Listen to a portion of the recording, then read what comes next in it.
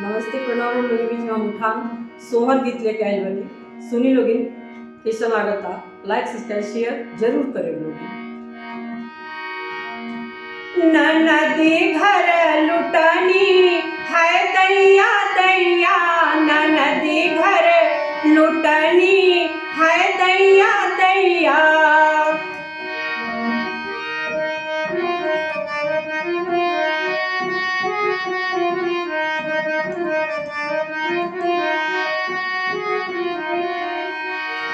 सास मांगे सड़िया जेठान मांगे चुनरी, सास मांगे सड़िया जेठान मांगे चुनरी है दैया दैया।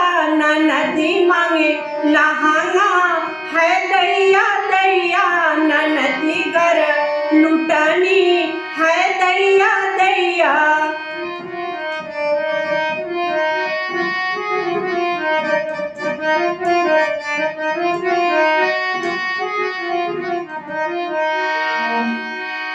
ननदी घर लुटनी है दैया दैया, ननदी घर लुटनी है दैया दैया।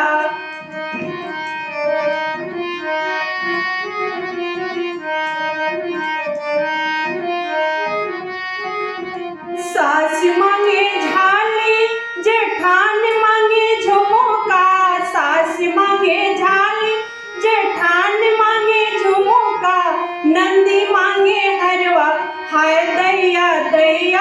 ननदी मांगे हरवा है दैया दैया, ननदी घर लुटनी है दैया दैया, ननदी घर लुटनी है दैया दैया, ननदी घर लुटनी है दैया दैया। धन्यवाद।